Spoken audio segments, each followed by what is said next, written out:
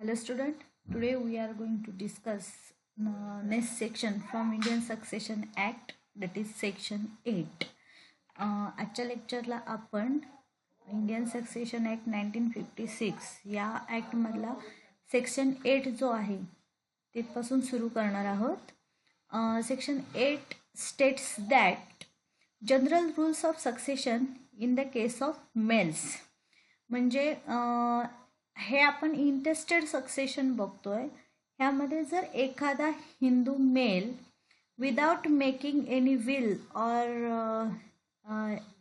Without expressing his will and wish in written format dies, then what are the general rules while deciding the devolution of property of that Hindu male. म्हणजे एखादा जर इंटेस्टेड के मृत्यूपत्र इच्छापत्र न करता एखादा जेव्हा Hindu expire होतो, मयत होतो, त्यावेळेला त्या व्यक्तीचा जी काही प्रॉपर्टी असेल त्या प्रॉपर्टीचं डिस्ट्रीब्युशन डिव्हॉल्युशन कसं करायचं याबद्दलचे काही जनरल रूल्स आहेत ते सेक्शन 8 मध्ये दिलेले आहेत.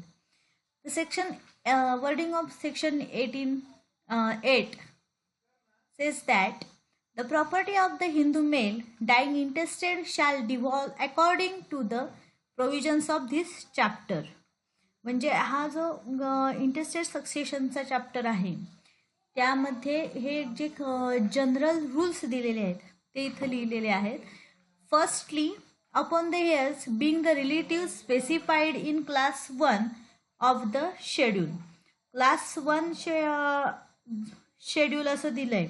म्हणजे आपला जो ह्या इंडियन सक्सेशन ॲक्ट ह्या ॲक्टचा जो शेड्यूलचा पार्ट आहे ह्याच्यात एकच शेड्यूल दिलेला आहे ह्या इंडियन सक्सेशन ॲक्टला. त्यामध्ये heirs in class 1 and class 2 हा पार्ट दिलेला आहे. त्यामधलं क्लास 1 हेअर्स कोणते येतात? Son, daughter, widow, mother, son of predeceased son, son of daughter of predeceased daughter. म्हणजे ही जी काही लाईन आहे म्हणजे त्याच्यात मुलगा, मुलगी, विधवा पत्नी, नंतर आई आणि त्याच्यानंतर नातू, नात, हे जे रिलेशन आहेत ते क्लास 1 हेअर्स म्हणून कन्सिडर केलेले आहेत. म्हणजे जेव्हा एखादा हिंदू विदाउट मेकिंग विल मयत होतो तर त्यावेळेला पहिल्यांदा हे जे काही क्लास 1 मध्ये येणारे जे रिलेटिव्ज आहेत त्यांना ती प्रॉपर्टी डिस्ट्रीब्यूट केली जाते. Secondly, if there is no heir of class 1 then upon the heirs being the relative specified in class 2 of the schedule. म्हणजे जर एखाद्या व्यक्तीला मुलगा, मुलगी किंवा विधवा पत्नी नसेल किंवा नातू, नात वगैरे हे जे रिलेटिव्ज आहेत क्लास 1 मध्ये दिलेले त्यांच्यापैकी एकही रिलेटिव्ह नसेल तर अशा वेळेला त्या व्यक्तीचे क्लास 2 हेअर्स जे कोणी असतील त्यापैकी त्या व्यक्तींना क्लास 2 मधल्या व्यक्तींमध्ये ही प्रॉपर्टी डिव्हॉल्व किंवा डिस्ट्रीब्यूट केली जाते. त्याच्यात पण क्लास 2 मध्ये त्यांनी डिग्रीज दिल्यात की पहिल्यांदा कोण आहे का चेक केलं जाणार तर फादर. फर्स्ट डिग्री कोण आहे? फादर. देन जर फादर नसेल तर sons of daughters son, sons, daughters daughter, brother, sister, हे जे काय आहेत ते क्लास 2 मधल्या सेकंड डिग्री रिलेशन आहेत. असं जे काही शेड्यूल आहे ते आपल्याला हे इंडियन सक्सेशन ॲक्ट ह्या ॲक्टच्या शेवटी दिलेलं आहे. त्यामध्ये तुम्ही ते पाहू शकता की कुठले क्लास 1 हेअर्स आहेत, कुठले क्लास 2 हेअर्स आहेत ते आपल्याला शेड्यूलमध्ये सविस्तर दिलेलं आहे.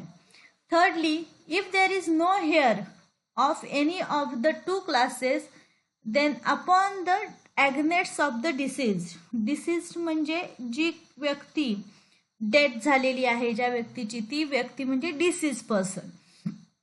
आताच बघा, जर क्लास 1 किंवा क्लास 2 हेअर्स नसतील तर मग त्या व्यक्तीची प्रॉपर्टी कुणाकडे जाणार तर ती प्रॉपर्टी ही upon the agnates of the deceased. ॲग्नेट्सची डेफिनेशन इथे आपल्याला ह्या ॲक्टच्या सुरुवातीला दिलेली आहे. One person is said to an agnate of another if the two are related by blood or adoption wholly through mails.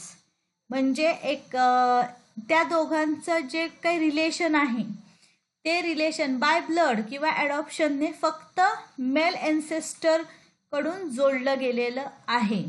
अशा व्यक्तींना ॲग्नेट्स असं म्हटलेलं आहे. आणि देन पुढचा पॉइंट आहे lastly if no agnates then upon the cognates of the disease.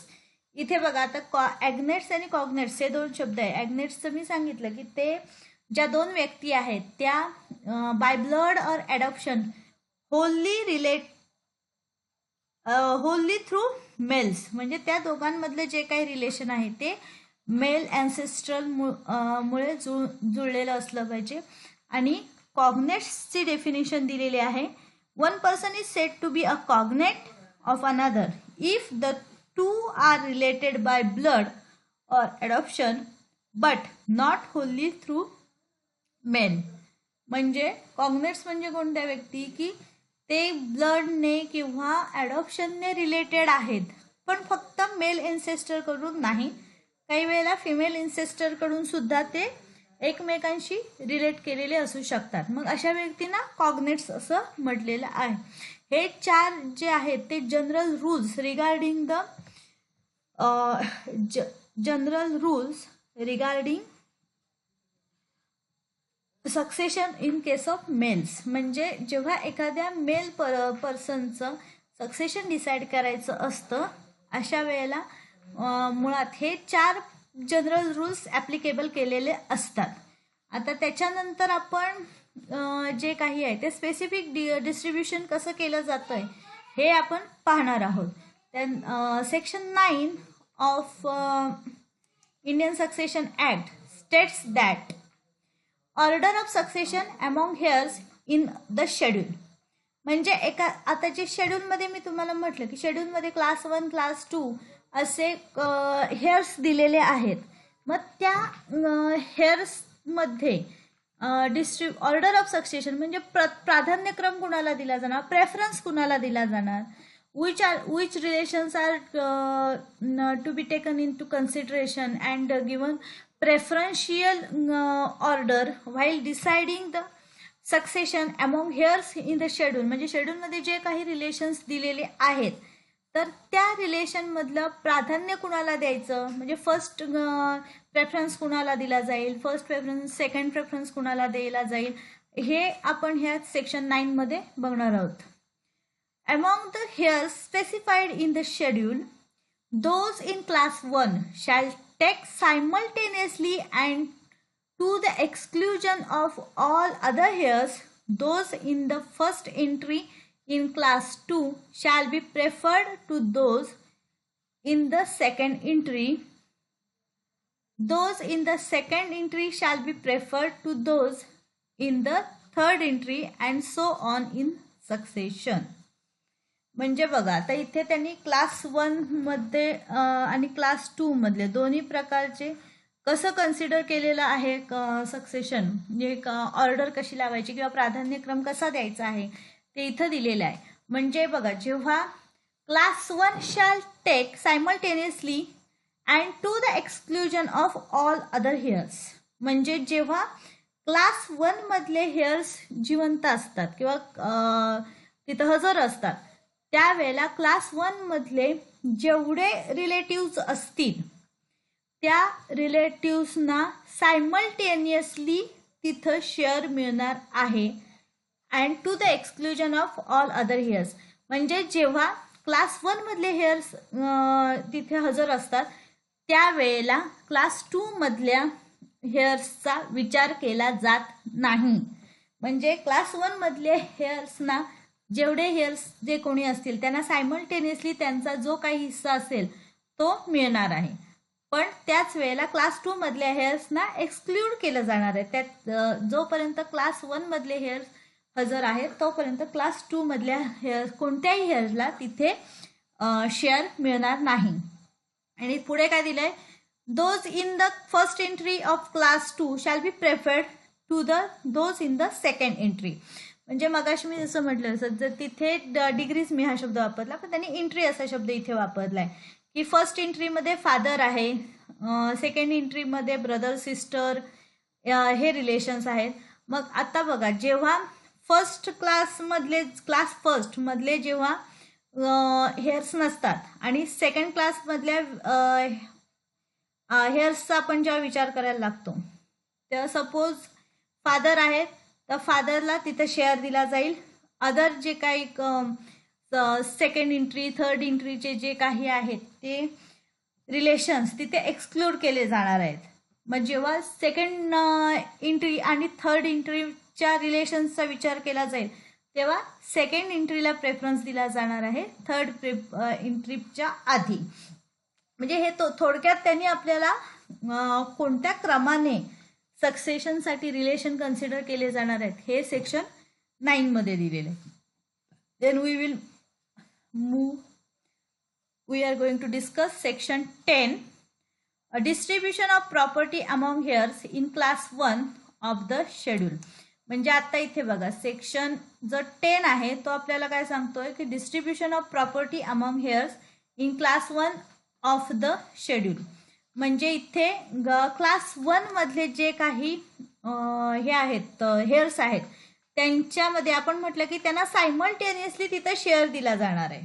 एकाच वेळेला ते पार्टिशनचा पार्ट असतील किंवा तिथे जेव्हा डेथ व्यक्तीची प्रॉपर्टी दिली जाणार आहे त्या व्यक्तीच्या प्रॉपर्टीमध्ये क्लास 1 मधले जे काही हेअर्स आहेत रिलेटिव्ह आहेत त्यांना सायमल्टेनियसली तिथे त्यांचा हिस्सा मिळणार आहे. तर त्याच्याबद्दलचे जे काही रूल्स आहेत ते सेक्शन 10 मध्ये आहेत.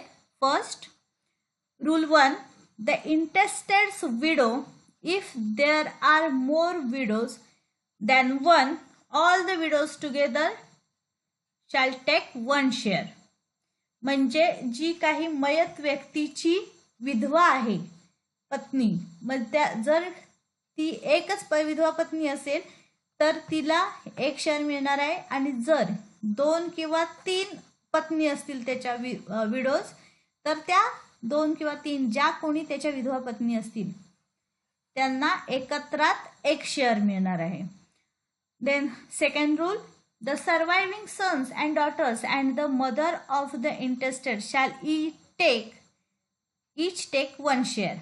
म्हणजे जर त्याला मुलगा मुलगी आई मयत व्यक्तीचे सांगते मी रिलेशन असतील तर त्या प्रत्येकी एक शेअर मिळणार आहे. म्हणजे एक मुलगा आहे, एक मुलगी आणि आई आहे तर त्या तिघांना एक एक एक असे शेअर मिळणार आहेत. Then rule 3, the heirs in the branch of each predeceased son or each predeceased daughter of the intestate shall take between them one share. म्हणजे आता सपोज जर मुलगा जो आहे त्याचा तो मयत झालेला आहे तर किंवा मुलगी मयत झालेली आहे तर त्याचे जे त्या मुलाचे किंवा मुलीचे जे कोणी वारस असतील त्या सगळ्यांना मिळून एक शेअर दिला जाणार आहे. Then rule 4, the distribution of the share preferred in rule 3. म्हणजे आता जेव्हा रूल 3 प्रमाणे प्रीडिसीज सनच्या किंवा प्रीडिसीज डॉटरच्या हेअर्सना शेअर देण्याचा जो विषय आहे रूल आहे 3 त्यामध्ये डिस्ट्रीब्युशनसाठी काय रूल्स केलेले आहेत ते बघणार आहोत. त्यातला फर्स्ट रूल आहे, among the hairs in the branch of predeceased son shall be so made that his widow or widows together and the surviving sons and daughters get equal portions and the branch of his predeceased sons get the same portion. म्हणजे इथं बघा जो आपण आधी बघितलंय second rule मध्ये की son daughter आणि मदरला इक्वल शेअर मिळतो, व तो जर सन प्रीडिसीज असेल किंवा म्हणजे ही जी मयत व्यक्ती आपण कन्सिडर करतोय तिच्या आधी डेथ झालेली असेल तर त्या सनची जी काही विडो मुलगा मुलगी असेल त्या सगळ्यांना मिळून तो जो सनचा 1 इक्वल शेअर आहे तो मिळणार आहे. नंतर सेकंड रूल आहे, among the heirs in the branch of the predeceased daughter shall be made that the surviving sons and daughters get equal portions. म्हणजे जर मुली प्रीडिसीज जर डॉटर असेल तर तिचे जे सन डॉटर्स असतील त्यांना जो त्या मुलीचा एक शेअर आहे तो त्या दोघांमध्ये डिवाइड केला जाणार आहे, इक्वल पोर्शन त्यांना मिळणार आहे. Then section 11, distribution of property among heirs in class 2 of the schedule. म्हणजे आता हे आपण रूल्स कसले सेक्शन 10 मध्ये रूल्स बघितले की क्लास 1 मध्ये जे हेअर्स आहेत त्यांच्यामध्ये प्रॉपर्टीचं डिस्ट्रीब्युशन कसं केलं जातं हे बघितलं. आता सेक्शन 11 मध्ये काय बघणार आहोत की क्लास 2 हेअर्स आहेत त्यांच्यामध्ये प्रॉपर्टीचं डिस्ट्रीब्युशन कसं केलं जाते. The property of an intestate shall be divided between the heirs specified in one entry of class 2 of the schedule so that they share equally. म्हणजे इथे त्यांनी काय दिलंय की एका एंट्रीमध्ये जे काही हेअर्स आहेत त्यांना शेअर देताना त्यांना इक्वल शेअर मिळणार आहे. म्हणजे आपण त्याच्यात बघितलं की फर्स्ट एंट्रीमध्ये तिथे फक्त फादर दिलेला आहे. मग जेव्हा फादर असेल तेव्हा तर जो काही हिस्सा असेल तो त्या फादरला फुल्ली मिळणार आहे. पण इथे जी सेकंड एंट्री आहे त्या सेकंड एंट्रीमध्ये सन्स डॉटर सन, सन्स डॉटर्स डॉटर, नंतर ब्रदर सिस्टर हे 4 रिलेशन दिलेले आहेत. मग त्या 4 रिलेशनच्या जर तिथं व्यक्ती हेअर्स म्हणून हजर असतील तर त्या चौघांना मिळणारा शेअर हा इक्वल शेअर असणार आहे. म्हणजे तुम्ही जेव्हा शेड्यूल ओपन करून बघाल तेव्हा तुमच्या लक्षात येईल की तिथं मी ज्या एंट्रीज बोलते त्या काय आहेत ते तिथं कुणाला किती जो शेअर इक्वली द्यायचा आहे म्हणजे कुणाकुणाला द्यायचा आहे तर त्या एका एंट्रीमध्ये दिलेल्या जे काही हेअर्स आहेत त्या सगळ्यांमध्ये जेव्हा डिस्ट्रीब्युशन करायची वेळ येते तेव्हा त्या चौघांना हा इक्वल शेअर जाणार आहे. Then section 12, order of succession among agnates and cognates. आता इथे लक्षात घ्या ॲग्नेट्स म्हणजे this two peoples are related to each other by blood or adoption only through male. म्हणजे मेल अँसेस्टर मुळे ते दोघं एकमेकांशी रिलेटेड आहेत अशा व्यक्ती दोघं मधले त्या 2 मधला एक हा आता डिसीज पर्सन आहे आणि दुसरी व्यक्ती ही त्याला ॲग्नेट म्हणजे डिसीज पर्सन जवळ मेल अँसेस्टरमुळे रिलेटिव्ह आहे अशी व्यक्ती. The order of succession among agnates or cognates as the case may be shall be determined in accordance with the rules of preference laid down hereunder. म्हणजे agnates आणि कॉग्नेट्समध्ये जे काही distribution of property करायचं आहे तर त्याबद्दलचे जे rules आहेत ते आहे सेक्शन 12 मध्ये दिलेले आहेत. First rule of 2 heirs the one who has fewer or no degrees of ascent is preferred. म्हणजे इथे बघा म्हणजे असेंट म्हणजे आपण जे एन्सेस्ट्रल हा शब्द जिथे वापरतो आहे की त्यांच्यामधले रिलेशनची डिग्री काय आहे त्याच्यावरनं म्हणजे जी ते व्यक्ती आहे 2 हेअर्समध्ये जो earlier fewer or no degrees of ascent आहे म्हणजे असेंडिंग डिसेंडिंग ऑर्डर जे आपण म्हणतो असेंडिंग ऑर्डर ऑफ हे काय ते रिलेशन और डिसेंडिंग ऑर्डर ऑफ रिलेशन असे जे काउंट करतो म्हणजे चढता क्रम डिग्रीचा म्हणजे त्याच्यात कमीत कमी असेंडिंग ऑर्डर असलेलं रिलेशन. म्हणजे आता जर सन आहे एक व्यक्ती आहे तर त्याचा फादर ग्रँडफादर ग्रेट ग्रँडफादर हे रिलेशन आहेत ते असेंडिंग. नंतर एक जर व्यक्ती धरला तर त्याचा सन ग्रँडसन ग्रेट ग्रँडसन ही डिसेंडिंग ऑर्डर आहे. तर अशामध्ये fewer or no degree of ascent is preferred म्हणजे जवळचं रिलेशन जे आहे ते प्रेफर केलं जाणार आहे. नंतर सेकंड रूल काय आहे where the number of degrees of ascent is the same or none that heir is preferred who has fewer or no degrees of descent. म्हणजे अशा ज्या वेळेला असेंट नसेल, असेंट डिग्री नसेल, तर त्यावेळेला त्या दोघांमध्ये डिसेंट डिग्री काय आहे ही बघून, म्हणजे मगाशी सांगितलं तसं, म्हणजे सन, ग्रँडसन, ग्रेट ग्रँडसन ही जी डिसेंडिंग डिग्री आहे त्यापैकी जवळचं रिलेशन कुठलं आहे ते चेक करून त्यानुसार मग प्रेफरन्स दिला जाणार आहे. आणि रूल थर्ड आहे, where neither heir is entitled to be preferred to the other under rule 1 and 2 they take simultaneously.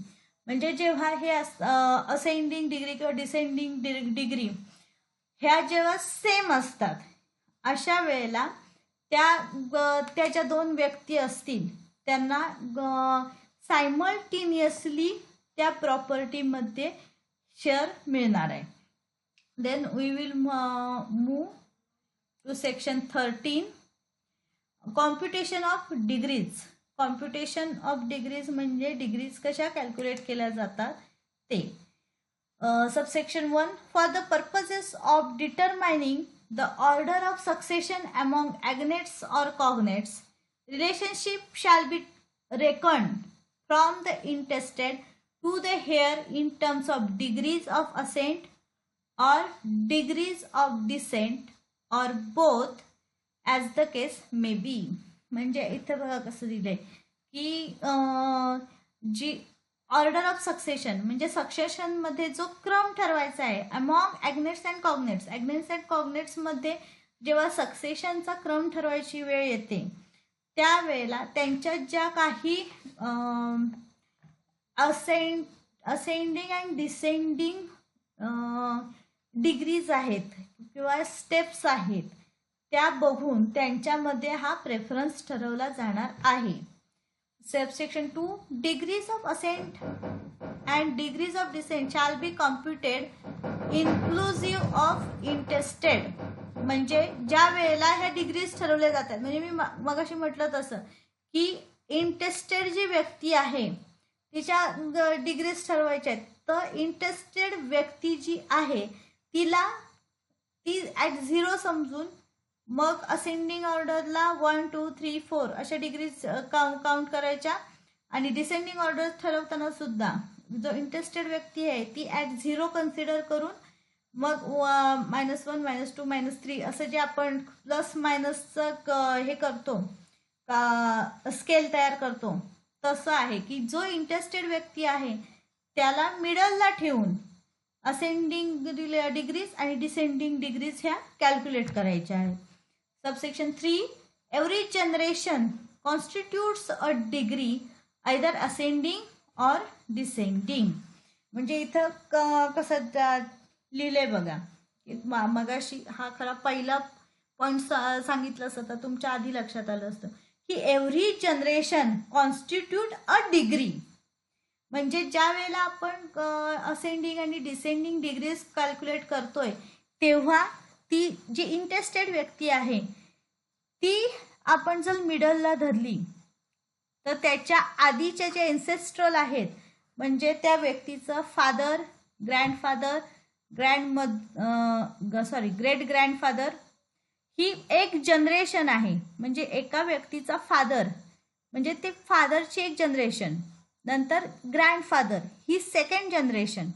म्हणजे इथे कसं करायचं आणि नंतर खालचे घ्या, पुढचे डिसेंडंट्स घ्या की ती व्यक्ती आहे इंटरेस्टेड व्यक्ती, तिचा सन ही एक जनरेशन झाली, ग्रँडसन नातू ही एक जनरेशन झाली. म्हणजे आपण जेव्हा डिग्री हा शब्द वापरतोय त्यावेळेला एक डिग्री म्हणजे एक जनरेशन आहे असं लक्षात घ्या. म्हणजे ह्याच्यावरनं तुमच्या लक्षात येईल की असे एन्सेस्ट्रल आणि डिसेंडंट्स आपण जे कॅल्क्युलेट करतोय ते त्या अर्थाने लक्षात घ्यायचे की एक जनरेशन म्हणजे एक तिथे डिग्री कॅल्क्युलेट केलेली आहे. हे आहेत आपले काही rules regarding the devolution of property of an intestate person. Intestate male म्हणजे एखादा हिंदू जेव्हा इंटेस्टेड मयत होतो, म्हणजे एखादं विल किंवा इच्छापत्र न करता एखादी व्यक्ती जेव्हा मयत होते त्यावेळेला त्या व्यक्ती च्या प्रॉपर्टीचं डिस्ट्रीब्युशन कसं करायचं याबद्दलचे जे काही जनरल रूल्स आहेत ते आपण आज पाहिले. At tomorrow's lecture we will going to discuss the same rules regarding the intested female. म्हणजे एखादी जर स्त्री without making will and wish in a written form, then what are the rules regarding the succession of that intested female we are going to discuss at our next lecture. Today I am going to stop here. Thank you.